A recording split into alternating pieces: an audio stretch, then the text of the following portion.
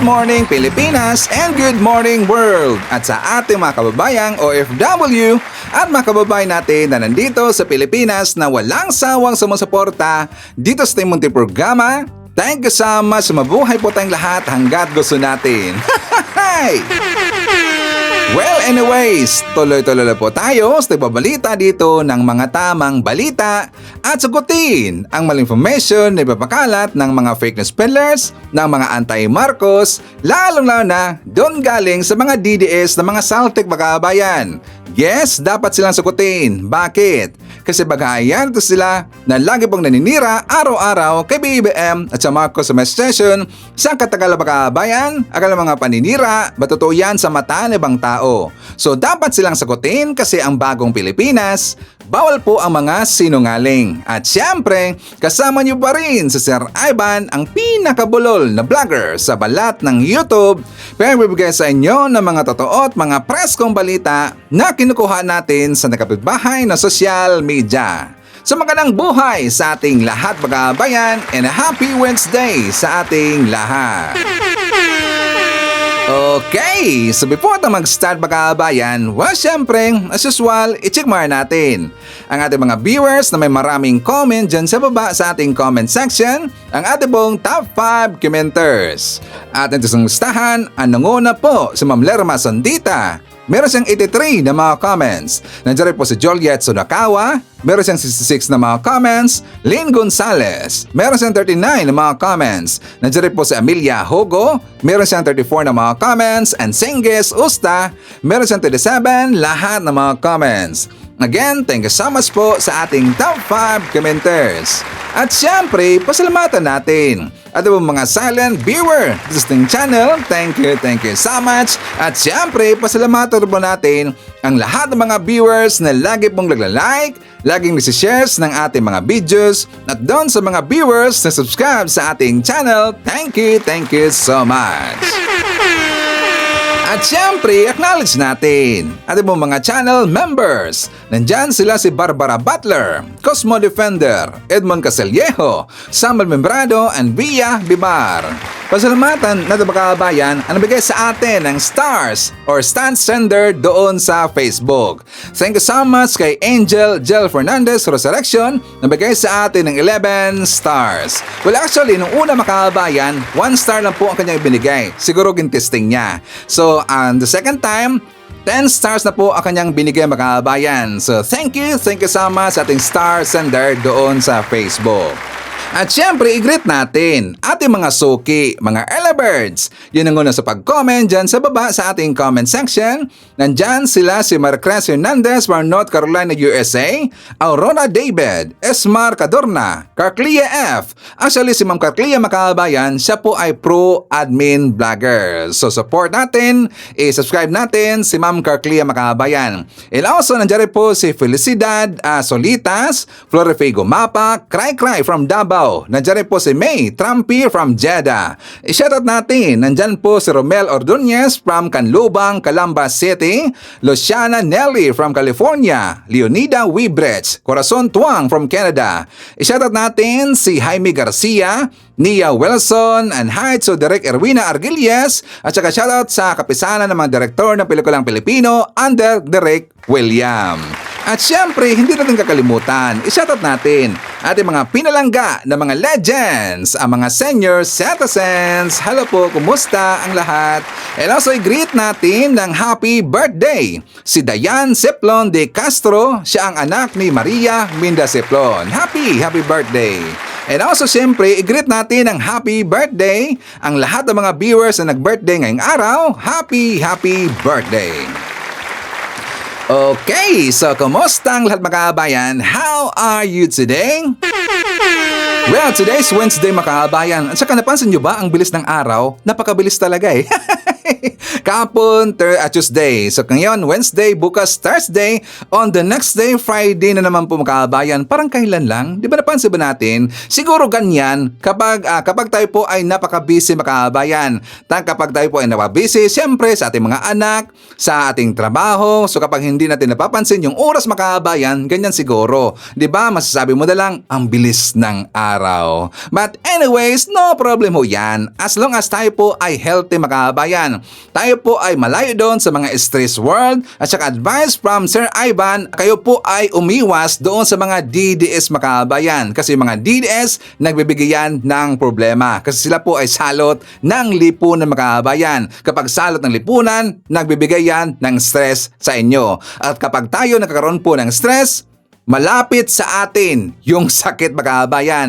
Kasi ang cause po na cause kasi ng mga sakit-sakit, galing daw yan sa stress mga kababayan. So advice ko yan galing kay Sir Ivan, umiwas kayo doon sa mga DDS.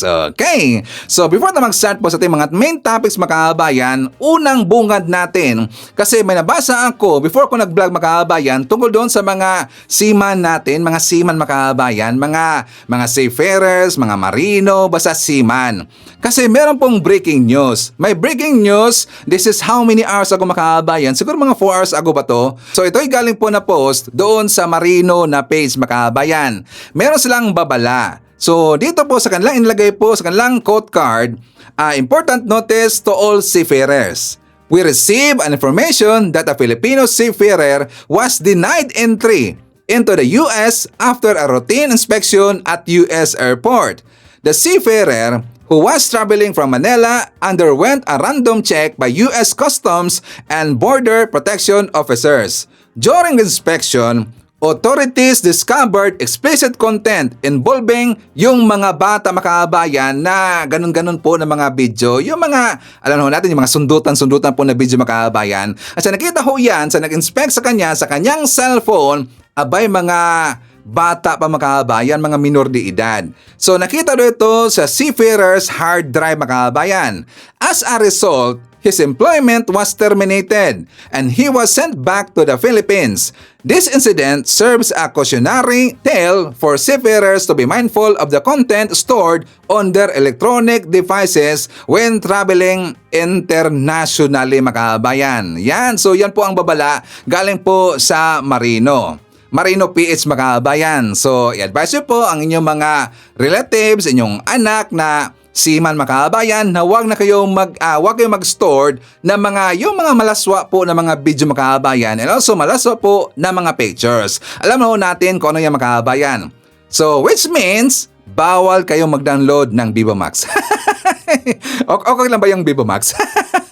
O baka galing po sa PORN makabayan.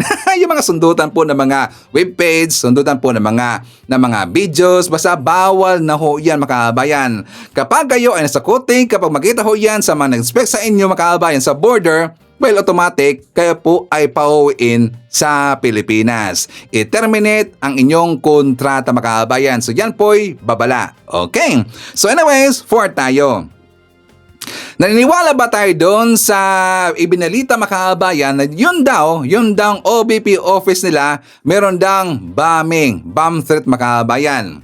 Maniniwala ba tayo doon? Di ba merong balita mga kababayan? Sabi dito, I think nangyari to, this is March 24. So according to sa balita ng GMA mga kababayan, at saka talaga ito po yung sumabog na balita the other day, pero nakalimutan ko lang kasi na balita ito kahapon mga kababayan. So ngayon na lang, medyo late si Ivan eh. So nagkaroon daw ng bomb threat doon sa OBP, sa office po ni Sara Makabayan. So according sa balita, bomb threat disrupts OBP operations. Work at the office of the Vice President Sara Duterte was disrupted following a bomb threat last Monday afternoon. A statement from the said office said, fortunately, no explosive devices were found na makabayan. Wala na nakita ng mga explosive devices doon sa office ng OBP. And the OBP resumed operations pagkahapon, 4 p.m. makabayan. Maniniwala ba tayo dyan? Di ba nakakaduda makabayan, OBP? Pero yan po ang kanilang gawa-gawa ng makabayan. Naniniwala ko dito na yan po ay gawa-gawa nila. Kasi para po sila ay pag-uusapan mga kabayan. Ipapalabas kasi dito ng kampo ni Sara Duterte, walang ho natin yan kasi nga mga empleyado yan ni Sara Makahabayan, gagawa sila dito ng senaryo, gagawa sila dito ng storya para sila po ay mapag-usapan. Asa take note, bomb threat Makahabayan, bomb threat. Ang kalalabasan kasi dito Makahabayan, parang ginigipit na dito, iniipit na dito masyado yung grupo ni Sara Duterte or si Sara Duterte Makahabayan. 'Di ba? Para sa akin, yan lang po ay gawa-gawa. At saka naalala mo tayo Makahabayan, nakalimutan yata ni Sara Duterte na kaya niya ngang saktan kanyang sarili, yung dito Makahabayan. 'Di ba? Kaya niya ngang saktan kanyang sarili. How much more? 'Di ba? Kayang-kaya niya saktan po ang kanyang mga empleyado Makahabayan. Sara talaga pasaway. Don't ask. Yan lang po ay kanilang palabas Makahabayan. Propaganda yan. Black propaganda yan para makuha nila yung simpatya ng mga tao Makahabayan. O, di ba? Magiging advantage naman kasi kay Sara yan. Yung ganyan po na mga issues Makahabayan, magiging advantage yan doon kay Sara Duterte. Okay, so 4 tayo. Pag-usapan natin yung sumabog na balita kahapon. Ito dang si Bato de la Rosa Makahabayan. Ay, kumusta na pala si Bato, no? Parang hindi ko yata nakita. Pero meron siya mga interviews doon po sa mga mainstream media Makahabayan. Pero ang last natin nakita, itong si Bato de la Rosa, meron siyang ipinakita po na picture na may dala po ng mga pagkain Makahabayan. Yung mga pan, yung mga bread, siguro nagluluto. Siguro siya po ay nag-practice Makahabayan kasi kung sakaling siya na po ay dadalhin na po doon sa The Hague, doon sa Netherlands kasi meron pong water barrels Makahabayan, hindi na siya makakagawa ng ganyan. Hindi na siya dito makakapagluto po ng bread Makahabayan. Kaya ngayon pa lang siguro yun siya, nandun siya sa mga bake shops, kung saan man yan, nagtatago itong si Bato de la Rosa. Kung ano yung mga hobby niya, ginagawa na niya ngayon Makahabayan. Kasi kapag nandun na siya sa The Hague, hindi na niya magagawa niya Makahabayan. O, di ba? So kahapon, may sumabog na balita na daw ang kanyang security details Makahabayan, kinuha na daw ng PNP. Ni-recall Makahabayan. So before tayo maglabas po ng ating opinion at saka analysis po dito sa sinasabi po ni Bato de la Rosa, ipapakita ko muna sa inyo yung balita. For more details, let's watch this. Sumagi sa isipan ni Senator Bato de la Rosa ang magbalat kayo o mag-disguise sakaling ipaaresto siya ng ICC. Dagdag pangamba raw niya ang pagbawi raw ng PNP sa kanyang security detail. Kung kailan umuugong na susunod siyang ipaaresto ng International Criminal Court, doon naman daw binawian ng security detail si Senator Bato de la Rosa, partikular ang mga nagbabantay sa kanya sa Davao. Ayon kay de la Rosa, nakumpirma niya ito nang umuwi siya roon kahapon at hindi naabutan ang 2 pulis na palaging nagbabantay sa kanya. Gayunman, naiintindihan naman daw ito ni Bato. Nag-iingat ang mga commander nila. Yung mga unit commander ba, nag-iingat na hindi masilip. Hindi masilip na? Na may tao sila sa akin. Mainit man ang gobyerno sa akin, di ba? May hiwalay rin daw siyang security sa Maynila na galing din sa PNP. Pero wala pa raw impormasyon ang senador kung binawi na rin ito. Pero wala naman sinabi na dahil anytime pwede mo na sila i-recall. Matapos i-recall ang kanyang security detail, marami raw nag-apply na retiradong pulis at sundalo para mabantayan siya. Nasa 10 raw ang tinanggap niya sa mga nag-apply. Hindi naman daw nababahala si Senator de la Rosa para sa kanyang kaligtasan, lalo na tuwing nasa Davao siya dahil anya, home court niya doon at halos lahat kakilala niya. Hindi rin daw limitado ang kanyang kilos at tuloy siya sa pangampanya kahit sa labas ng Mindanao dahil wala pa naman daw inilalabas na warrant of arrest laban sa kanya. Sagot naman ng Malacanang tungkol sa pag-recall ng security detail ng senador. Nasaan po ba kasi si Senator Bato? Baka kasi po nawala po siya. So hindi naman pwedeng tumambay lamang po yung security nang wala po siya. Siguro po pagka siya yung nagpakita po, hindi naman po yan magiging problema. Pero giit ng PNP, fake news ang sinasabi ni De La Rosa na binawian siya ng security detail. Base raw yan sa impormasyon na binigay sa kanila ng Police Security and Protection Group o PSPG. Nang tanungin naman si De La Rosa kung susuko siya sakaling iparesto ng ICC, Kung hawak nila na warrant of arrest na issued by local court, yan, pwede ako magparisto. Pero kung hawak na na warrant of arrest ay galing sa ICC, hindi ako magparisto. hindi rin daw uubra kung mag-disguise o ibang anyo siya para makapagtago. Tinry ko, nag-cap-cap ako, nag-jacket ako, nag-mask ako. Nakita ko ng isang tao doon sa Bicol, sabi sa akin nung tao nagbibinta doon sa Bicol ng kamuti, kilala kita. Si Bato ka. Si Bato ka. Sabi mo, wala, napatay na. Sa ngayon, wala raw balak lumabas ng bansa si De La Rosa. Kung magtataguman daw siya, dito lang sa Pilipinas. Pero ano raw ba ang gagawin ni Bato para hindi siya tuluyang maaresto? Huwag ba tanga-tanga? Alam mo ba to, kahit anong gawin mo na pag-disguise, makikilala ka pa rin. Kahit tutubuan ka pa ng buhok dyan sa ulo mo, makikilala ka pa rin. Napansin ba natin mga kabayan, dumadami ngayon ang memes ni Bato? Di ba naglipaan ngayon mga memes ni Bato dyan sa Facebook na meron siyang buhok na blonde mga kabayan? Ang ganda tingnan eh.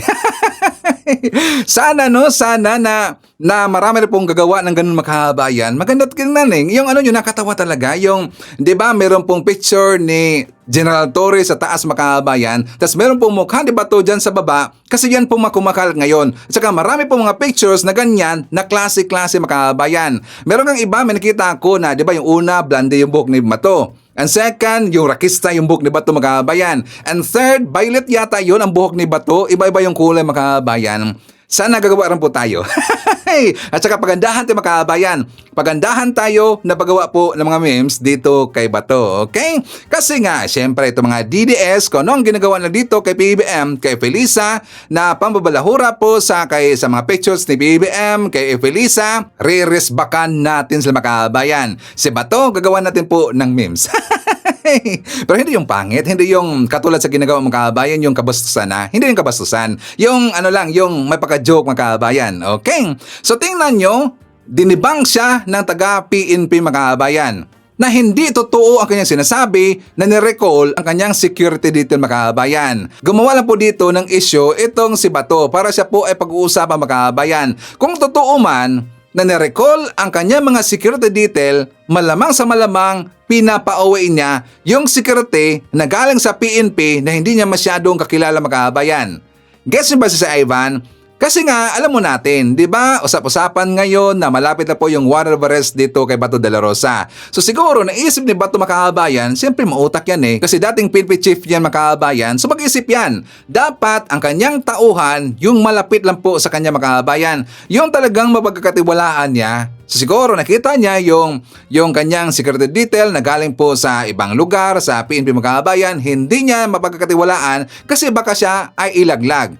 Kapag nandyan na po yung warrant of arrest, sinisiguro dito ni Bato na hindi siya matatagpuan or wala pong bibigay po ng info doon sa PNP makabayan. Kasi siguro siya ang nag-design dito na ipinarakol niya yung PNP. Di ba mautak talaga itong si Bato makabayan? So at least alam mo natin galing po sa PNP na hindi totoo ang kanyang mga sinasabi. Kasi nga yan po'y estilo po ng paawa effect makabayan. Para mas lalo pang magalit ang kanilang mga followers sa gobyerno natin. 'Di ba ginawa rin po dito ni Bato de la Rosa? Alam na ho natin yan. Nasa script na yan, Bato de la Rosa. And also forward tayo. Ibabalita ko dito sa inyo, ako naman ho magsasabi, huwag niyong iboto itong si Gringo Hunasan makabayan. Bakit sa Ivan? Kasi nga, the other day, nakita ho natin itong si Gringo Hunasan na pumunta doon kay Baste Duterte sa Davao. Siya ay bumisita kay Baste makabayan. According dito sa post po ng Davaoeños Duterte Defender, sabi dito, "Daghang salamat sir. Malaking bagay po ang pagdalaw nyo kay Mayor Baste." So sabi kasi ni Gringo Hunasan makabayan, sabi niya, "Ako ay nandito para ipahayag ang aking pagtulong at pagsuporta lagi sa inyo." Ito ang inilahad ni former Senator Hunasan kay Mayor Baste Duterte sa kanilang pagkikita sa Davao last March 24 makabayan. Sabi ba dito sa balita, ito rin ay bilang pagkilala sa kabutihang loob sa pagkopkop at pag-alaga ni former President Duterte sa anak niya noong panahon na siya ay rebelde makabayan. Bahagi din ng ang pag-uusap tungkol sa planong paghahain ng signature campaign via People's Initiative Petition sa ICC ni Senator Hunasan na naglalayong mapauwi agad itong si former President Duterte makabayan. So nakita na ho natin dito, nakikita na ho natin itong si Gringo Hunasan gusto niyang kunin yung suporta ng mga DDS makabayan. Di ba si Gringo Hunasan wala siyang slate? Wala siyang slate po na sinasamahan makabayan. Siguro, nilapitan niya itong si Baste Duterte kasi nga, di ba, 9 lang po lahat yung padapa laban makabayan. If I'm not mistaken, 9 lang po sila lahat. So gusto siguro na gustong idagdag itong si Gringo Hunasan doon sa padapa laban makabayan. Sumakay siya ngayon sa trending. Sumakay ito si Gringo Hunasan sa issue makabayan. Dahil nga dito sa pagkakaresto po ni Digong doon sa ICC, so baka akala niya mas lumakas ang suporta ng mga Pilipino sa mga DDS kay Digong makabayan. So napag-isip-isip mo yan ni Gringo Hunasan na doon siya dadapig sa mga DDS. It's a bad move. Hey, ilan na po ngayon yung mga DDS makabayan. Kukunti lang naman sila, di ba? So, inuulit ko, huwag nyo pong iboto itong si Gringo Hunasan. Kasi siya ngayon ay DDS makabayan. Since noon pa naman, di ba si Gringo makabayan, maka-DDS talaga yan eh. Pero dito, klarong-klaro na po. Meron na pong plano ang mga DDS makabayan. Ano, Sir Ivan? Di ba meron silang plano na hindi sila magpapadala through remittances yung mga OFW for 1 week makabayan. Diba ibinoykot nila yung remittances? Kasi dito po sa post, actually maraming post na po ito makabayan. Sabi dito, OFW Zero Remittance Week, ikakasa ng Maisog Croatia simula March 28, 2025 bilang pagprotesta sa ginawa ng gobyerno laban kay dating Pangulo Rodrigo Duterte. So hindi na po yung Croatia ang nagpaplano niya makabayan. Yung mga supporter ng mga OFW, supporter po ni Digong. Sila dito ay magboboykot o sila dito ay magpoprotesta na hindi sila magpapadala for 1 week makabayan. May nakita na po ako na DDS. Before po nag-vlog si Ivan, may nabisita ako na DDS vlogger na 1 month daw ang plano ng mga OFW na hindi sila magpapadala makabayan. Kaya ba ang 1 month? I don't think so. Di ba napalabas po ng statement si Yusek Claire makabayan na hinay-hinay lang daw. Di ba in-advisean niya yung mga DDS supporter na hinay-hinay lang daw sa mga ginagawa nilang kabulastugan makabayan. Diba ngayon natatawa ako kasi nga itong mga DDS talagang ginamit nila yung statement ni Yusek Claire na bigla daw kumambyo ang palasyo makabayan. Bigla daw tumiklop sa plano ng mga DDS na mga OFW na hindi magpapadala through remittances. Natakot daw ang palasyo dahil lang sa sinabi po ni Yusek Claire makabayan, tumiklop daw ang palasyo. I don't think so. Hindi naman po maapektuhan ang ekonomiya natin sa Pilipinas. Bakit, Sir Ivan? Unang-una, kung sasabihin nila, sasakyan natin po na 1 month silang hindi po magpadala makabayan. 1 month! Isipin niyo po, meron silang pamilya sa Pilipinas makabayan. Talagang sila po ay magpapadala yan. Puro lang ho yan ngaw-ngaw, puro lang yan daldal, puro lang ho yan pagbabanta makabayan. Pero asahan natin yan, magpapadala talaga sila makabayan. Kasi kapag hindi sila mapapadala, magugutom ang kanilang pamilya dito sa Pilipinas. Makailang beses na nilang ginawa yung makabayan, nagtagumpay ba sila? Di ba wala?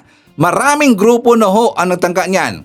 Since noon pa, every time na meron silang gagawin po na rally makabayan, doon po sa ibang bansa, di ba lagi nilang pagbabanta, hindi sila mapapadala daw ng remittances? Hindi yan katakot-takot at hindi tayo natatakot makabayan. And also, ang gobyerno natin, hindi natatakot. Bakit? Iilan na po sila makabayan. Ilan lang ba sila? Mas majority po sa mga Pilipinong OFW nandyan po sa ibang bansa, magpapadala talaga yan. I guarantee you, hindi sila magtatagumpay. Diba? Pagbabanta na naman yan eh. Ilan lang po sila makabayan. Mas marami pa po yung mga Pilipinong OFW na mga matitino at sila po ay magpapadala makabayan. Ipapakita ko rin po sa inyo makabayan itong sinabi po ni Secretary Larry Gadon sa mga DDS kung ilan lang po daw yung mga supporter ni Digong makabayan. For more details, let's watch this. Maingay lang. Maingay lang naman sila, Facebook lang. Pero sa totoo, yung totoong mga tao, wala. Tingnan mo yung mga maisog rally nila. 100 lang yung atin. Kung minsan wala pa. Mas marami pa ang nanunood sa gay beauty contest kaysa sa mga maisog rallies. Isipin mo yun, kung gaano sila kawawa, yung proclamation nila ng senatorial candidates, ano ka man nakakita sa Club Pilipino ginawa? Ano yan, PTA? Rotary Club meeting?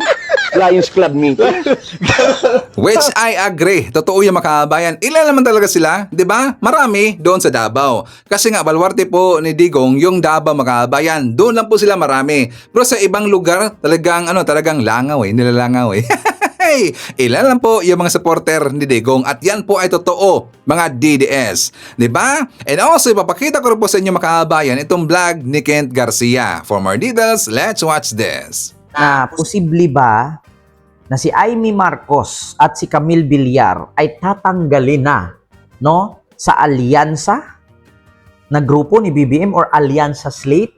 Posible ba na tatanggalin si Amy Marcos at si Camille Villar sa alyansa ng pagbabago senatorial slate ni Pangulong Bongbong Marcos? So, kung napansin niyo po dito mga kababayan, wala po si Amy Marcos at si Camille Villar. Bakit? Si Camille Villar at si Amy Marcos ay nasa bandang Caloocan nag-iikot. Hindi sumama dito sa bandang Laguna. Nitong 1, 2, 3, 4, 5, 6, 7. No? Siyam. Pitong kandidato. Wala si Amy at si Camille dito. Ito, continue natin. Ng administrasyon sa ilalim ng alyansa para sa bagong Pilipinas sa Calabarzon, ang pinakamaraming botante para sa halalan 2025 na may 9.7 million. Kaya pala wala si Camille Villar dito sa rally na to mga kababayan kasi ang pinag-uusapan pala dito sa agenda, iikot ang ngayon sa Laguna at pahalagahan natin yung pagdating sa mga Land Use Act. Alam nyo naman po, itong mga Villar ay mahilig po ito sa lupa. Sabi ko nga sa inyo, si Cynthia Villar yan yung Queen Elizabeth version sa Philippines. Kasi bakit? Alam mo, huwag kayo magalit na tinawag kong Queen Elizabeth version sa Philippines. Kasi si Queen Elizabeth doon sa Europa, halos po, no, 1/3 ng Europe pagmamay-ari, no, ni Queen Elizabeth. 1/3. Tama ba? O 3/4? 3/4 ng Europe pagmamay-ari, no, ni Queen Elizabeth ang kalupaan. So, kung dito sa Pilipinas naman, Queen Elizabeth version, itong si Cynthia Villar. Bakit? Meron na nga silang city. Napakadami nilang subdivision na naipatayo. Kaya po rason siguro kung wala si Camille Villar dito kasi ayaw niya na pag-usapan itong patungkol sa mga Land Use Act na to or batas na pagtamang gamit sa lupa. Kasi sa ngayon mga kababayan parang lumiliit yung sakahan.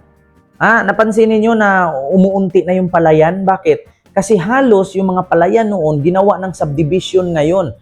Kung nandito si Camille Villar, makantsawan siya dito, magaganon siya ngayon. Bakit? Kasi alam naman ng lahat na land developer itong magulang ni Camille Villar at mahilig sila sa lupa. Talagang makantsawan siya dito. Kaya din siguro, isa sa rason na wala siya dito. Continue. Kayo na lang manghula kung bakit. Yung naiwanan pang 90,000 hectares na agriculture lands na alienable, disposable, pwedeng pag-aralan ng local government officials dito kung ano yung pwedeng i-propagate dahil talaga mabilis ang development, magugulat ka na lang, nawawala ang mga palayan. What we could do is give incentives siguro on the local level. We must pass the National Land Use Act. Naabuso na po Nabayaran ka namin na ganito, bibiling ka yung lupa mo na ilang milyon. Without thinking na lumiliit po yung ating agricultural land. Kasi we keep on developing, ginagawa yung subdivision, etc. So, iisipin ko ngayon kung paano ma-link yung 1 pound, 1 product law na pinasa namin ilang buwan na nakakalipas dito sa para mapunuan yung kakulungan ng ating land use plan. Nang sa ganon, ay hindi mabawasan yung ating agricultural land. Wala naman sina Senator Amy Marcos at Representative Villar na nag-motorcade sa Caloocan nitong umaga. Tanong sa Alyansa Slate, may plano ba silang tanggalin o kakalas na nga ba sina Marcos at Villar sa mga pambato ng administrasyon? Tanong ngayon sa alyansa ni BBM, pagkatapos ng birahin ni Amy, si Pangulong Bongbong Marcos sa hearing sa Senado patungkol sa pagka-aresto kay Digong. Ang tanong ngayon mga kababayan, tatanggalin ba kaya ni BBM itong si Amy at si Camille? Or manatili na si Amy ay kahilera sa alyansa slate ni BBM. So ito po, pakinggan natin. Umugong ang tensyon kasunod ng pag-aresto kay dating Pangulong Rodrigo Duterte. I cannot answer that question for them, no? So, I think, like for Amy, siguro siya dapat ang makasagot nung tanong na yun. Sinagot naman ng presidential sister ang hindi pagbanggit sa kanya ng kanyang kapatid na si Pangulong Ferdinand Bongbong Marcos Jr. sa talumpati nito sa campaign rally sa Cavite. Yung tungkol sa rally na hindi na ako binanggit, okay lang. Tiisan tayo, wala tayong magawa. Nahihirapan ako, hindi ko nakakausap ang aking kapatid kundi sa publiko at maraming humaharang. Samantala, mga taga-Bagak Bataan naman ang sinuyo ni dating Senador Bam Aquino. Nangako siyang aaksyonan ang hinaing ng mga nagtitinda at mamimili. Nangampanya naman si dating Senador Kiko Pangilinan at kinausap ang mga estudyante ng Foundation University sa Dumaguete City. Kinonsulta rin niya ang mga mangingisda sa Barangay Banilad kung saan nangako itong isusulong ang mga batas na poprotekta sa kalikasan at karagatan. Nakiisa naman si independent candidate na si Ariel Querubin sa isang rally na inorganisa ng mga magsasaka ng Gimba Nueva Ecija. Binigyang diin ni Querubin na dapat habulin ang mga smuggler at hoarder at palakasin ang lokal na produksyon. Harleen Delgado. So actually mga kababayan, kung ganito lang din naman ang mangyayari sa senatorial slate ni Pangulong Bongbong Marcos, dapat mas pinili ni BBM yung mga opposition side. Di ba? O ano ba ibig sabihin nun, Ken, sinasabi mo? Much better na pinili dapat ni Pangulong Bongbong Marcos na gawin niyang slate sa kanyang mga senatorial candidate yung mga liberal. Bakit? Kiko, Bam Aquino, at iilan pa na mga senatorial. Kasi kadalasan sa mga pinasok ni Pangulong Bongbong Marcos sa kanyang senatorial slate, no, ang alyansa para sa pagbabago, halos yan majority puro DDS. Ito hindi ko binabash kasi alam ko matalino si BBM.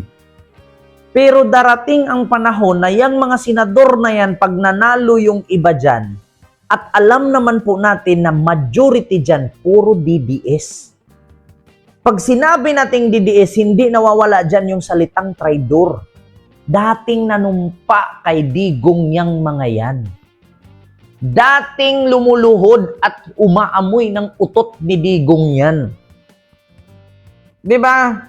Pag nanalo yan at nasa posisyon na yan, ang sabihin lang nila niyan, puyo si Marcos.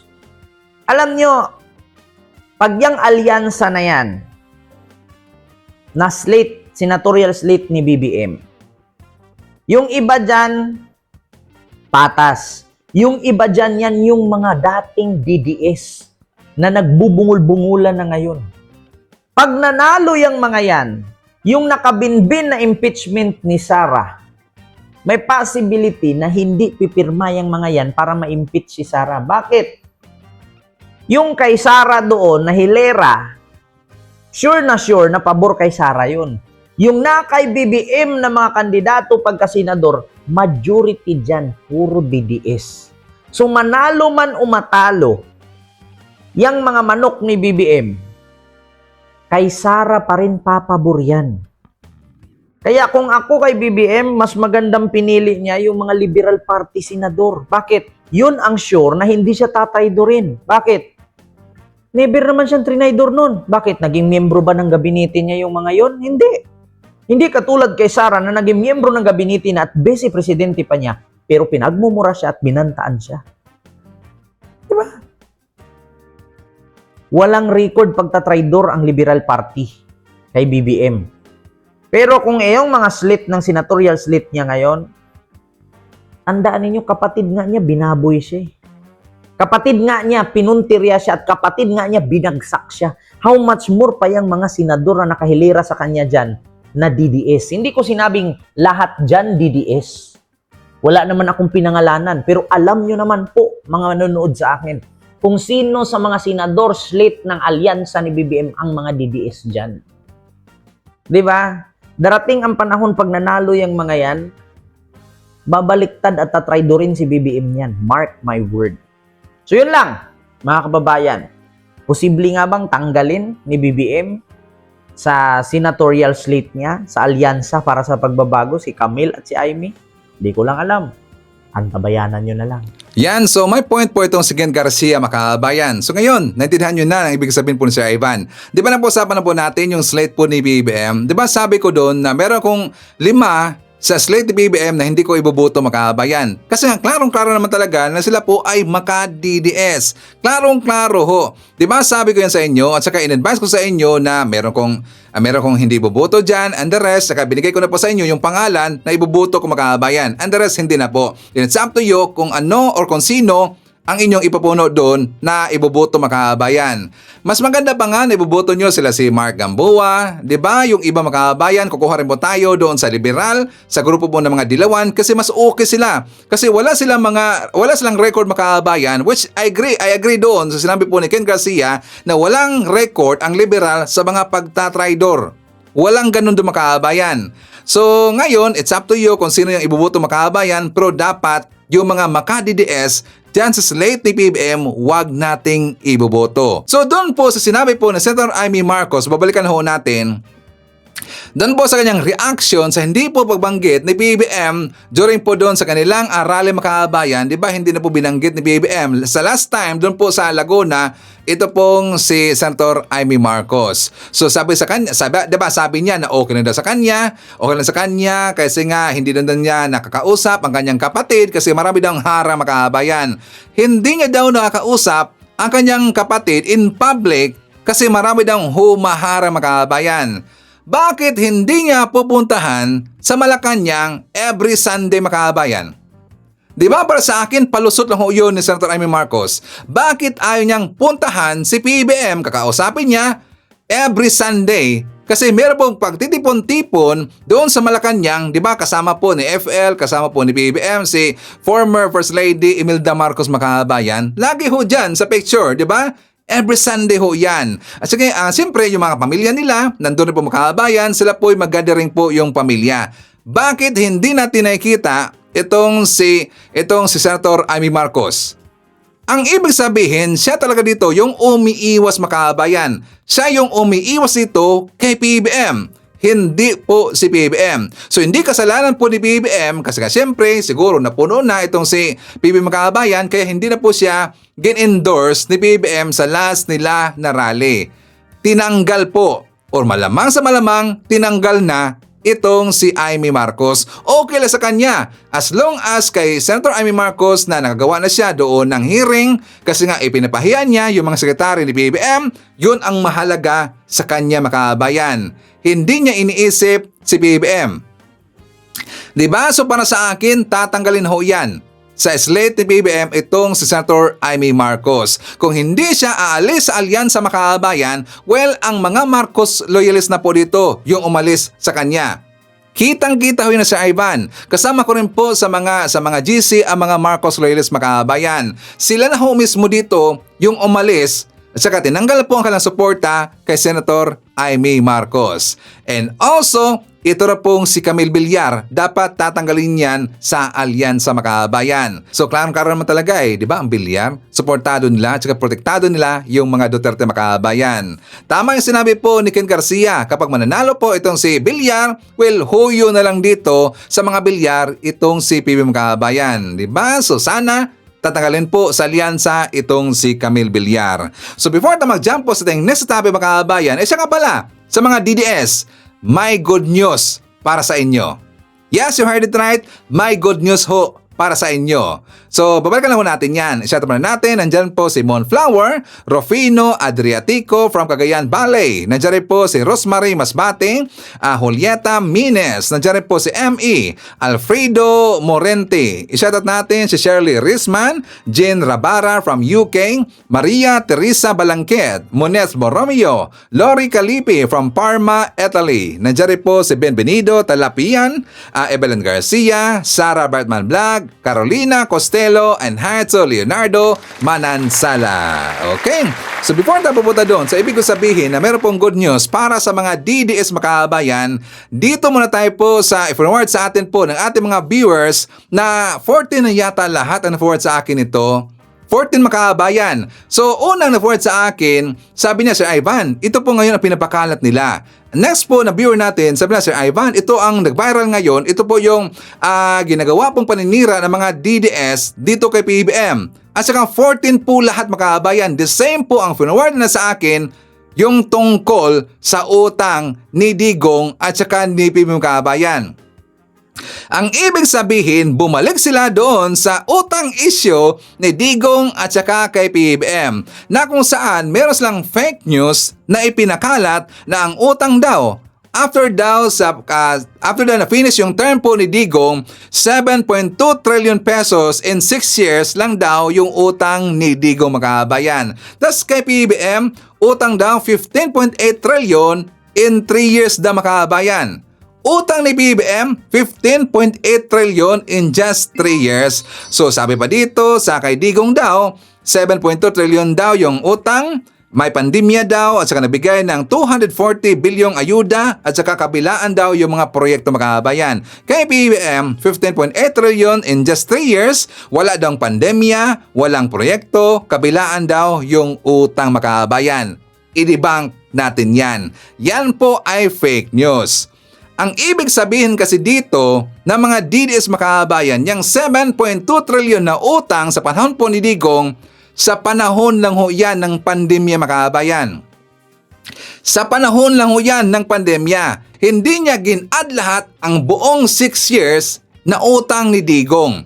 Kasi ang nakita dito ng gunggong na to, ang gumawa po ng paninira ito makaabayan, yun ang pong sa pandemya na time. So, meron pong ginawa na Vera Files fact check ang Vera Files fact check, nag-redundant. Meron pong ginawa na pag-fact check ang Vera Files makaabayan. So, sabi dito, claim that Marcos government has more debt or utang than Duterte admin. So, sabi dito sa baba, our verdict, according to data from the National Treasury, the Duterte government has contributed more to the country's sovereign debt compared to the Marcos admin makaabayan. Ang ibig sabihin, mas malaki pa po ang utang sa panahon ni Digong kaysa ka PBBM. Diba? Tas dito, ipinakita pong sinabi na 7.2 trillion daw in just 6 years sa pandemya at saka kay PBBM, umabot po ng 16 trillion pesos makaabayan. So yan po'y dinibang po ng Vera Files. Ang utang lahat ni Digong pagkatapos po ng kanyang term in 6 years, umabot po ng 13 trillion pesos DDS. Fake news ang sinabi po doon sa ibinalita po ng DDS, yun ang po ay paninira makaabayan. All in all, umabot po ng 13 trillion pesos ang utang ni Digong. So yan po ang kanyang ipinamana doon kay PBBM. So dito na po sa time po ni PBBM, umabot po ng 16 trillion pesos ang utang. Ang ibig sabihin, 3 trillion pesos lang ang utang ni PBBM in just 3 years makaabayan. O di ba? Gin-add niya doon kay PBBM kasi ipinabalabas niya doon sa kanyang ginawa po na quote card makaabayan na card na 7 trillion na daw ang utang ni Digong, which is ang totoo niyan 13 trillion pesos ang utang ni Digong makaabayan. And also ipapakita ko na po sa inyo ang vlog ni Coach Jarrett tungkol dito sa utang ni Digong. For more details, let's watch this. Mabibisto lalo ang pagiging corrupt ni Duterte. Yan ang mangyayari dyan mga kotsero. Bakit? Kasi itong si Congressman Janet Garin ay gusto pa imbestigahan ang Duterte debt spree. Duterte debt spree. DDS. Duterte debt spree nung panahon ng pandemya. Naalala nyo mga kotsero, nung panahon ng pandemic, kaliwat kanan, umutang si Digongong Duterte. At dahil dyan sa pangungutang na yan mga kotsero, lumiit ang ating fiscal space. Ibig sabihin, mas marami tayo ngayon dapat bayaran at dahil mas maraming kailangan bayaran sa ibang bansa at dito rin sa loob ng ating bansa, yung serbisyo na maibibigay ng ating gobyerno sa publiko ay malilimitahan din. Ang epekto po niyan mga kotsero ay nararanasan natin ngayon sa Marcos administration. Buti na lang mahusay si PBBM. Buti na lang mga kotsero, ang naging presidente natin ay si PBBM dahil namamanage ng maayos yung utang na yan. Kasi kung hindi, Yak. Pero anyway, ito po yung sinabi ni Janet Garin itong kahapon, no, sabi niya. Garin wants Congress to investigate Duterte admin 7.2 trillion debt. Ay, may goodness, 7.2 na ngayon. Siyempre, may interest na eh. Grabe. Ito kasing sabi niya, government loans is a very serious matter. Seryoso talaga yan. Kung personal na utang, seryosong bagay yan. Why? Sinanla mo kasi yung future ng iyong mga anak at mga apo. And sometimes, it's even more than that. Tama naman yun. Loan should be dealt sacredly. Kasi minsan, madaling umutang pagkatapos bahala na si Batman sa bayaran. Ayan. Mga kotsero, just for context, no. Pag-usapan natin 'to. Ito yung video kung saan kinuha yung topic na yan. At painggan lang natin mga kotsero para alam natin kung saan nanggaling si Congressman Garin. The issue on loans is not new. If you will observe, nung mga nakaraang oversight budget hearings under the Committee on Appropriations, natakal ito. Minsan kasi yung iba hindi nila naiintindihan. They think it's a simple matter. But government loans is a very serious matter. Why? Sinangla mo kasi yung future ng iyong mga anak at mga apo. And sometimes it's even more than that. So why is it important to talk about this? Kasi hindi pwedeng may blanket authority lang eh. Just like what we saw in the pandemic. Nung pandemic kasi, parang naging excuse na umutang kaliwat kanan. Example, when we were dealing with vaccines. Ilang bilyon ang inutang para sa bakuna, but when the vaccines were there, napakahirap nung distribution and accessibility. Kasi meron ka pang mga powerful people na dapat tawagan para magkaroon ka ng share ng bakuna dun sa grassroots level. So, accessibility was a problem. Politicizing vaccine distribution was another problem.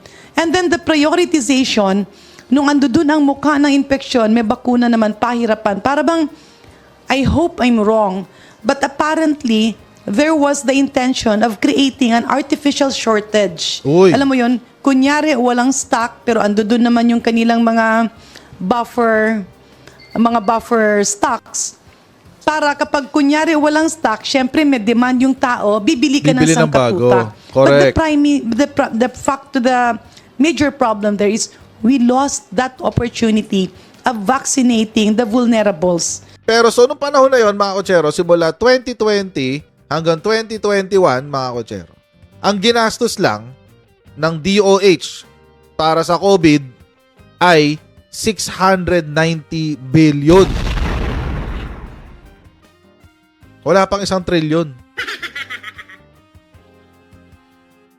So, mga kotsero, it begs the question, nasaan ngayon yung 6? Nasaan yung 6 trillion? 6.2 to be exact. Nasaan yung 6.2 trillion? Hindi na ho natin alam kung saan dinala. Sabihin na natin na yung 6.2 trillion na naging national budget for 2021. Okay, granted. Actually, hindi pa nga abot ng 6 trillion kasi if I'm not mistaken, ang ating national budget for 2021 is more or less around 4 trillion lang. So, sabihin na natin, less than 1 trillion ang ginastos para sa pandemic. Meron kang 4 trillion na national budget. That's only what? 4.6 trillion? Nasaan yun natitira? Nasaan? Ano nangyari dun sa sobra na inutang? More or less around 2 trillion or 4 trillion pesos.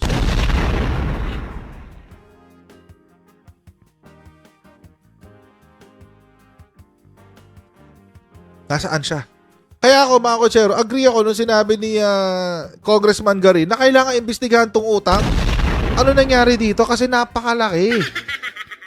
Napakalaki. Imagine, mga kotsero, 4 trillion lang ang naging budget natin noon nung panahon ni Duterte. 4 trillion lang. Tapos ang inutang natin, 7.2 trillion. Tapos less than 1 trillion lang ang ginastos para sa pandemic response. Something is really wrong. Something is wrong. Tiba-tiba talaga yung Duterte admin sa panahon po ng pandemya, mga kababayan. Di ba, cover-ups na naman yun eh. Ang daming inutang, kaliwat kanan yung utang, mga kababayan, tas hindi naman nababayad. Di ba? Buti nga si PBM ngayon, palagi pong nababayad ng utang, mga kababayan. Kasi kung napapasan natin, bumaba na po ng konti ang utang ng Pilipinas. Isipin nyo, 13 trillion ang iniwan ni Digong dito kay PBM. Diba? 13 trillion. Tapos ang utang po ni PBM ngayon, mga kababayan, currently, umutang na po siya ng 3 trillion pesos. Pero binabayaran ho yan lagi ni PBM, mga kababayan. Kaya nga napapasin nyo sa report na bumaba na po ng konti ang utang ng Pilipinas. Pero sa Digong, utang lang, hindi nagbabayad, mga kababayan. Tiba-tiba ang bulsa ni Digong sa panahon ni pandemya. Diba? Grabe talaga, kurap itong si Digong, mga kababayan. So dapat talaga, yan po ay iimbestigahan, which I agree, mga kababayan. Okay, so share man natin. Nandyan po si Elizabeth Habil Yunar, Tess Paraon, Jel Abordo from Bataan. Nandyan rin po si RGA Itaxa, Charlito Sanchez, Gerson Toriato, Hatsu Noel Labasbas. Nandyan rin po si Ireneo Arroyo from Santa Cruz, Laguna. I-shoutout natin si Rosalinda Gale from Washington, D.C. Shout out to all El Shaddai Chapter Virginia, USA. Nandiyan rin po si Diosalan David, Amelia Gutierrez, Tony De Los Reyes, Rosalinda Ilopre from Batang Tondo. Nandiyan rin po si Mercedes Ferrer, Jess Tobtob from Calamba, Laguna, Excel Roses or si Simply Tokes Vlog. Siya nga pala, ito pong si Axel Roses, mga kababayan, or si Tukes, siya rin po ay isang pro-admin vlogger. So, support natin, mga kababayan. I-subscribe natin. And also, nandiyan rin po si Felma Cabato, Sports Shinobi from South Korea, Lelia Orbes, or hi to Adil Luisa Taha from Riyadh, Saudi Arabia, Andrew Martinez, and hi to Tinker Bell. Okay, mga kababayan ko, ito na po ang ibig kong sabihin na merong good news sa mga DDS. Ano yan, Sir Ivan?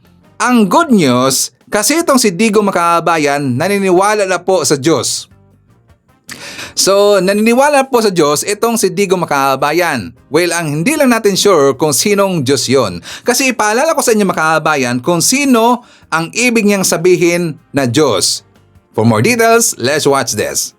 Nilinaw ni Pangulong Duterte ang kanyang pahayag tungkol sa Diyos. Your God is not my God. Your God is my God is perfect. You are the Son of God. Ang hingin ko lang is that when you do it, you are a Filipino. Why? Because you pay my salary. Sabi ko, not everything in the Bible is wrong. Sinong nag-publish niyang Bible na yan? And even itong Last Supper, who are the idiots there? Poignant story of the history of mankind. Or it is really a stupid one. Mag-parade tayo, punta tayo doon sa trono ni Satanas. Dasal tayo.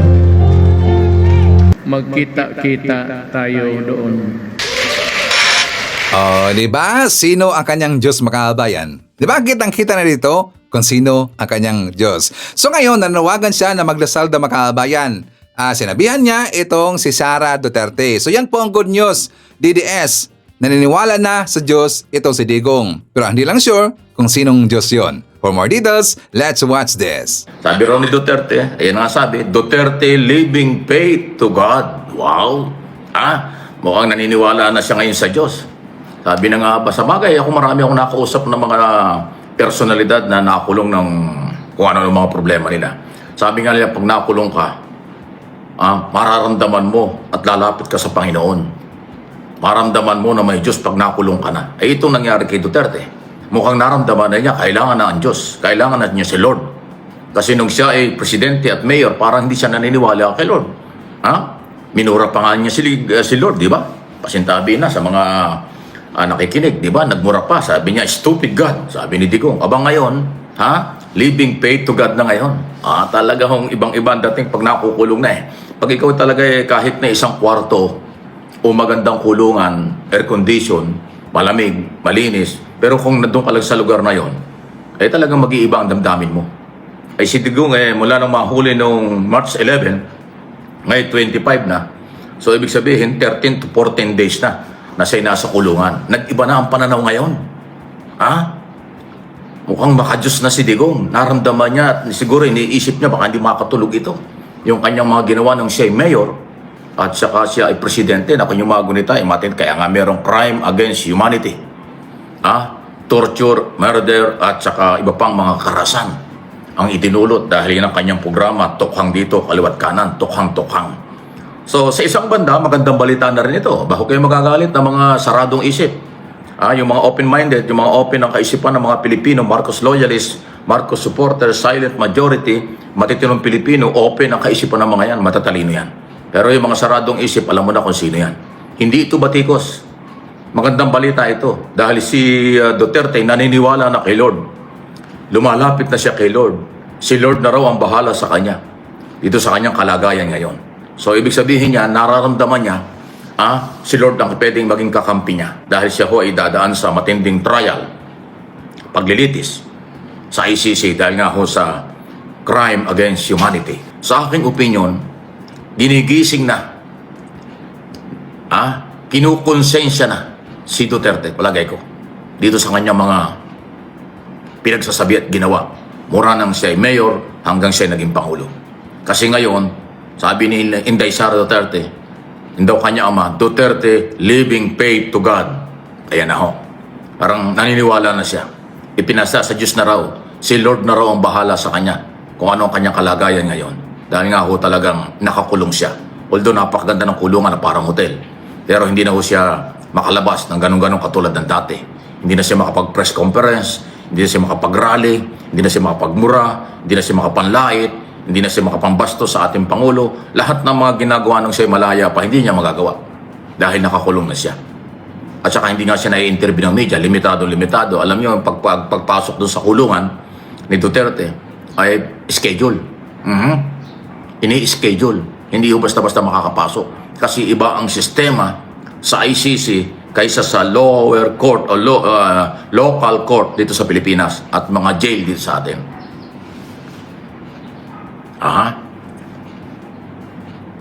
Kaya ho talaga dapat kaya napakagandang balita nitong binabalita kong ito kaya magagalit ng mga DDS. Magandang balita dahil si Duterte nakakaramdam na ng ganun.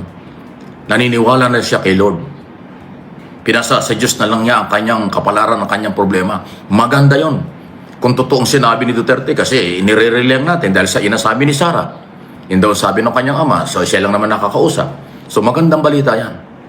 Kapag kasi ako naniwala, pag ikaw ay naniwala sa amang makapangyarihan sa lahat, ay ibig sabihin yan ikaw ay pwedeng igagabay ka na. Pagsisisihan mo na yung mga ginawa. At kung ano man ang mga hindi karapat-dapat na mga pinagsasabi ng dating Pangulo nung siya nasa poder ng kapangyarihan.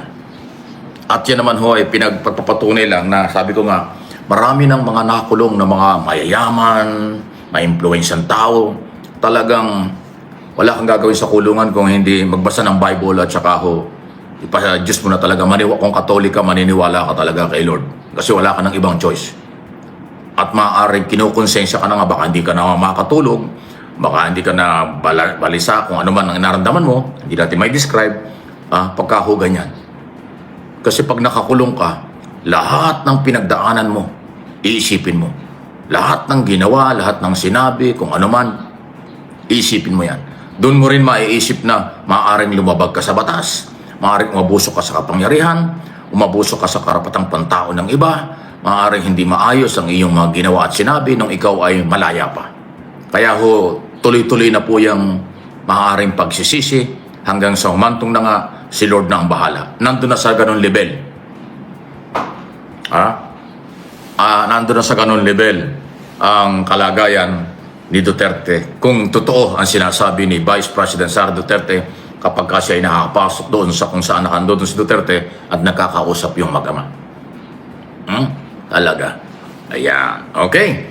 Sa iba nating mga balita, ito pa rin, isa pa ito. Talagang si Congressman Ortega ng La Union, hindi ho tumitigil, nakakatanggap. Ngayon, ang pinag-uusapan, yung recipient, yung acknowledgement receipt doon sa confidential fund sa Office of the Vice President. May na-discover po kasi itong si Congressman Ortega ng La Union na may mga recipient nga po na confidential fund sa Department of Education noong panahon ni Sara Duterte. At nakakagulat po, ang dami hong mga pangalan. Merong 5 alias Dodong, merong tinatawag na Fernan Amoy Lo, Di Asim, o Mr. Asim. Ano ba yung mga pangalang yan? Yan daw po yung tumanggap ng pera. Kasama dun sa 4,000 na acknowledgement receipt na isinumiti ng Office of the Vice President dun po sa Commission on Audit. At ngayon, naglalabasan na po yung mga di umano yung mga pangalan. 5 alias Dodong, Bisaya ang dating na Dodong, si Dodong. At saka yung Fernan Amoylo, Di Asim, ano ba yung mga pangalang yun?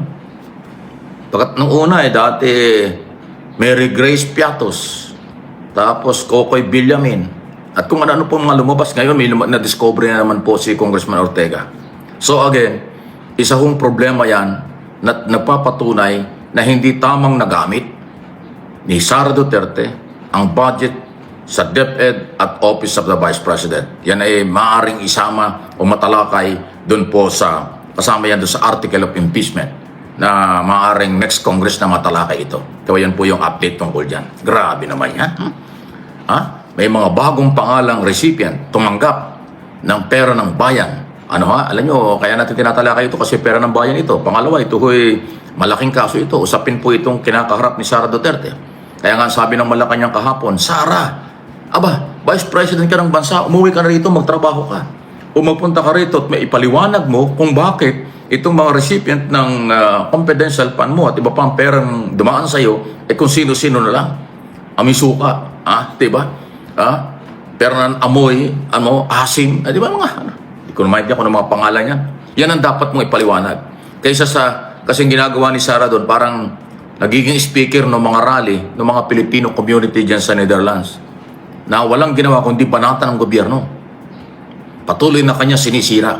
Samantalang sa ganitong antas, ito sa akin yung pananaw, opinion, sa ganitong level ng kalagayan ng mga Duterte, dapat magpakumbaba na sila. Humingi na ng tulong sa gobyerno ni Pangulong Marcos. Tumulong sa ating gobyerno at humingi ng tulong kung paano may salba ang kailang problema. Pero hindi, masyadong mataas ang pride ng pamilyang ito. Patuloy pa rin ang kailang pagbatikos sa Marcos administration. Kasi kung ayaw ko na i-play sa inyo, yung mga sinasabi ni Sara doon sa rally sa Netherlands, patuloy niya sinisiraan. So, baka nakikinig ang kampo ni Vice President o sabi ng Malacanang, umuwi ka na. Vice President, may trabaho ka dito sa Pilipinas bilang pangalawang Pangulo. At sagutin mo raw itong mga alias Suka, Fernan Amoylo, 5 Dodong na mga bagong recipient ng confidential fund ng Department of Education na ibinulugar ni Congressman Ortega ng La Union. Naku, talaga naman daming na masasalimuot at nakakahiyang mga balita.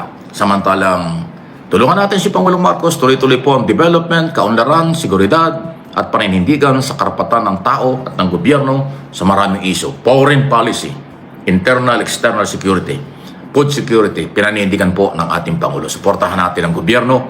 Huwag kayong sumama sa mga makasarili na galaw. Personal, political interest. Huwag niyo sasamahan yan. Ang kailangan nating samahan ay yung nagtutulak ng pagkakaisa at kaunlaran. Kasi yan ang kailangan natin. Okay? God is good talaga. Ayan Okay, so Sir Mike Abe, kung bakit hindi mangyayari na magpakumbaba itong mga Duterte sa gobyerno natin or kay PBBM? Kung bakit hindi yan gagawin nila, kaya nga tingnan nyo, ma-pride talaga sila. Kung bakit hindi yan mangyayari, Sir Mike Abe, kasi sila po ay mapapahiya. Naalala ba natin, di ba sinabi ho yan ni Digong na weak leader si PBBM? At magkailang beses niya sinabi na weak leader itong si PBBM. At yan po'y na-echo, ginagamit pong paninira po ng mga Duterte supporters, ng mga vlogger nila na weak leader si PBBM. At kapag gagawin po ng mga Duterte na sila'y magpakumbaba sa gobyerno natin at kay PBBM, mapapahiya sila. Ang ibig sabihin, hindi weak leader si PBBM, kundi ang ginawa lang po ni Digong, paninira lang po yon kay kay PBM. Pero hindi naman nagtagumpay. Hindi naman umipikto. Sino ang luhaan ngayon? Sino ang weak leader ngayon? O di ba yung mga Duterte?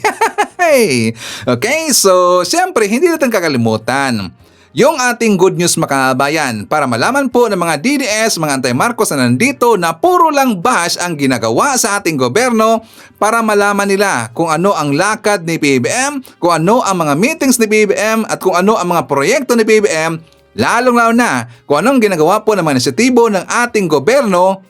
Ito ang ating balita. For more details, let's watch this. Aprobado na ng Regional Tripartite Wages and Productivity Board ang 40 pisong dagdag sa arawang sahod ng mga minimum wage earners sa Bicol Region. Ayon sa Wage Order Number RBV22, itinaas ang arawang sahod sa rehiyon mula sa dating 395 pesos, magiging 435 pesos na ito, anumang sektor o industriya ang kinabibilangan. Magkakaroon ng 2 tranche ang wage adjustment. Magsisimula ito sa April 5, sunod naman sa December 1. Samantala sa ilalim naman ng Wage Order Number RBVD W04, nasa 94,042 domestic workers ang makikinabang sa karagdagang 1,000 piso sa buwan ng sahod sa Bicol. Inaprubahan na sa Zamboanga Peninsula ang 900 pesos na karagdagang buwan ng sahod para sa domestic workers. Inaasahang bibilis na ang biyahe mula Cavite hanggang South Luzon. Kasabay ito ng puspusang konstruksyon ng Cavite-Laguna Expressway o CALAX. Apektado ng mahaba at matagal na biyahe ang negosyo ni Rufina na nagtitinda ng mga damit at personal care. Simula sa Cavite hanggang Alabang po, inaabot po ako ng mga 2 oras. Pag naniningil ako, minsan hindi ako nakakaabot sa mga singilin ko. Kapag matraffic. Ang good news, bibilis na ang biyahe ng mga commuter gaya ni Rufina. Puspusa na kasi ang konstruksyon ng Subsection 3 ng Cavite-Laguna Expressway o CALAX. Pagdurugtungin ito ang silang interchange at Governor's Drive Interchange sa Cavite na ininspeksyon ni Pangulong Ferdinand R. Marcos Jr. Kapag nakumpleto na, ang 44-kilometer CALAX ay mababawasan ito ang travel time sa pagitan ng Cavitex at South Luzon Expressway ng 45 minutes na makakapagbigay ginhawa sa tinatayang 95,000 na motorista kada araw. Pero hindi lamang nito mapaiikli ang oras sa biyahe. Ayon sa Malacanang, makababawas din ito sa presyo ng pagkain. We can reduce the travel time. It will definitely also reduce the fuel consumption. And it will benefit all travelers and also those that will transport the food and other necessities. It will also go down. The price will also go down. Magandang balita yan para sa tindera ng gulay na si Rowena. Apektado kasi ng gasto sa transportasyon ang kanyang paninda. Pag malayo yung area na pagkukunan mo ng kalakal, mas maaksayado sa gasolina, lalo kung maramihan, sumalaki yung hakot ng diesel sa konsumo ng sasakyan. Sa ngayon, malaking bahagi ng CALAX Subsection 3 ay tapos na at inaasahang magiging operational sa ikatlong quarter ng 2025. Magandang balita naman para sa mga dayuhang turistang bibisita sa Pilipinas. VAT-free na ang foreign tourists sa bansa. Inaasahang mas bibisitahin na ang Pilipinas ng mga turista. Bukod kasi sa must-see tourist destinations, VAT-free na ang mga foreign tourists sa bansa. Ito ay matapos ang paglagda sa Implementing Rules and Regulations o IRR ng Republic Act No. 12079 o ang VAT refund for non-resident tourists. Layo nito na palakasin pa ang sektor ng turismo at mas maikayat pa ang foreign tourists na mamili at gumastos sa bansa na siyang makakatulong sa ekonomiya ng Pilipinas. Sa ilalim nito, ang mga non-resident o foreign passport holders ay maaaring mag-apply para sa VAT refund sa mga biniling produkto sa bansa mula sa mga accredited store na hindi bababa sa 3,000 pesos ang halaga at kinakailangang mailabas sa bansa bilang accompanied baggage sa loob ng 60 days mula nang mabili ito. Tanging kasama sa VAT refund ay ang retail at tangible goods gaya ng mga damit, gadget, jewelry, souvenirs, pagkain o iba pang produkto na para lang sa personal use. Ayon kay Finance Secretary Ralph Recto, ang mas malaking paggastos ng foreign tourists dito sa bansa ay nangangahulugan ng mas maraming negosyo at trabaho ang malilika, kasabay ng karagdagang kita para sa mga manggagawa at maging sa pamahalaan na mahalaga pagdating sa pag-unlad. Kaya kasabay nito ang pagkakaroon ng VAT refund system na accessible para sa mga turista, kung saan nakapaloob sa IRR na dapat makipag-ugnayan ng kagawaran sa internationally recognized VAT refund operators para rito. Binigyang diin naman ni Tourism Secretary Cristina Garcia Frasco na hindi lang sa retail ang epekto nito, kundi maging sa ibang sektor tulad ng accommodation, transportation at iba pang tourism-related activities. Kaugnay nito, nakikita naman ng Intramuros Administration na lumagda ng Memorandum of Agreement sa Philippine Travel Agencies Association, grupo ng mga travel agencies sa bansa na makakatulong ito lalo na sa kanilang idaraos na Grand Santa Cruzan sa Mayo, kung saan inaasahan ang pagdagsa ng mga bibisita sa Intramuros kabilang na ang mga foreign tourists. Pangungunahan nito mismo ni Miss Universe Asia 2024 Chelsea Manalo na kumatawan sa bansa sa nakaraang Miss Universe. It's really like a whole of nation approach in having revitalizing everything here in not just in Intramuros but obviously it will trickle down to the whole Philippines. Sa bahagi ng PTAA, malaki itong bentahe para sa bansa, lalo na sa tulad nilang tourism stakeholders. The most important thing is if the tourists are coming here and they will be staying longer, of course the tourism industry will really feel it because of course they will be eating, spending and staying more in our hotels and resorts. So it's really very vital. It's a circle economy. Magandang tanawin at dagdag na incentive kapag nag-shopping. Magandang rason para bisitahin ng mas maraming turista ang ating bansa. Magandang hapon. It is with great pride that we at Philip Morris International, with our local affiliate PMFTC and our partners from the Lucio Tan Group, are giving the opportunity to support the government initiatives. Today, we are turning over 4 mobile clinics to the DSWD. These mobile units are outfitted with X-rays, ultrasound machines, electrocardiographs. Equally important, the Lucio Tan Group is also donating a mobile water station that can provide potable water to the communities affected by calamities.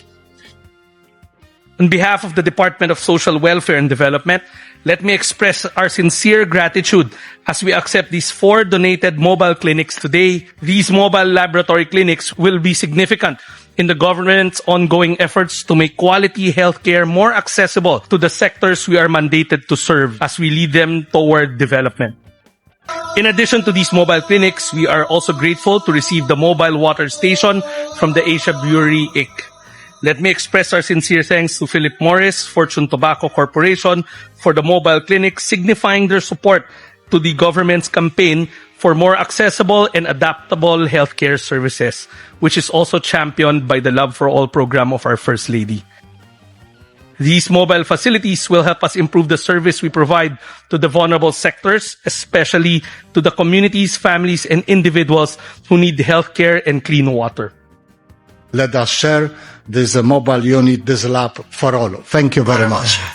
Mabuti pa si FL Lisa Makahabayan, may mga proyekto no? Talagang napaka-hardworking itong si Efelisa. So maganda talaga yung tandem po ni PBM and also kay Efelisa Makahabayan. Pero yung ating Vice Presidente paraging wala eh. Nandun po sa ibang lugar Makahabayan, nagrally.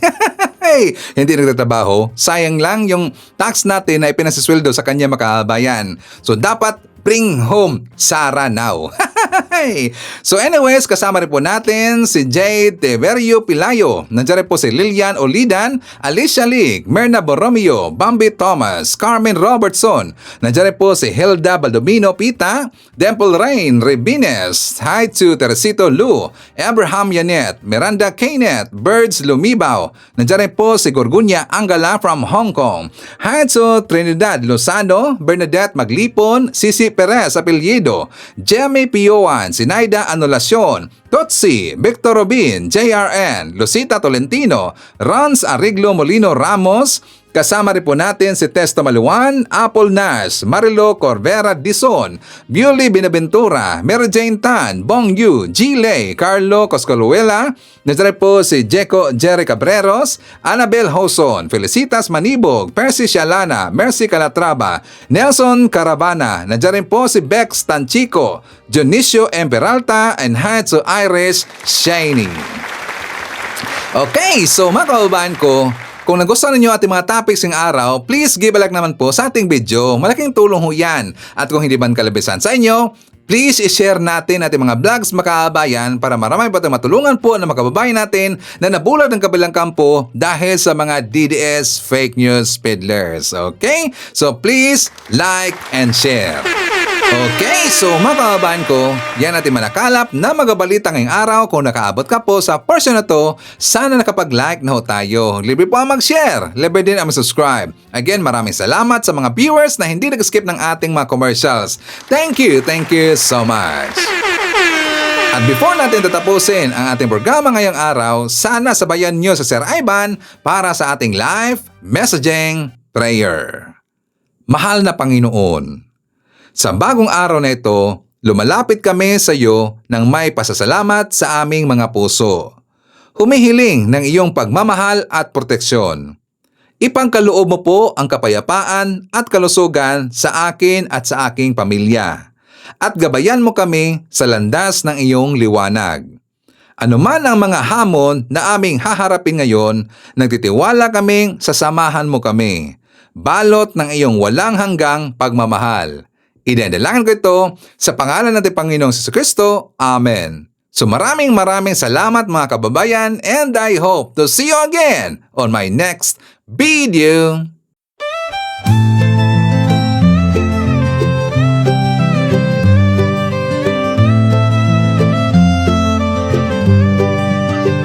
Sa bawat pagsikat ng araw, ikaw ay nandyan. Tinig mong matatag, sa amin ay gabay. Pag-asa ng bayan, pangakong totoo. BBM, isa kang totoong tao. Sa mahirap at api, ika'y sumusuporta. Tapat mong paglilingkod, lahat kami nakakita. Sa iyong pamumuno, bayan ay umaangat. Bagong Pilipinas, pangarap ay tapat. Ikaw ang aming BBM, Pangulong matapat. Sa puso ng masa, inaangat ating watawat. Sa hirap at ginhawa, ika'y kasama. Pilipinas ay papangon, dahil ikaw ang pag-asa. Mula Luzon, Visayas, hanggang Mindanao, boses mo'y umaabot. Dala ay pag-ahon, magtulungan, magkaisa. Sabi mo sa lahat, para sa bayan, ikaw ang aming alamat. Ang pangarap mong bansa, taas noo masagana. Manggagawad magsasaka, binigyang halaga. Serbisyong totoo, hindi pagpapanggap. Ang puso ng bayan, ikaw ang hinahanap. Ikaw ang aming BBM, Pangulong matapat. Sa puso ng masa, inaangat ating watawat. Sa hirap at ginhawa, ika'y kasama. Pilipinas ay babangon, dahil ikaw ang pag-asa.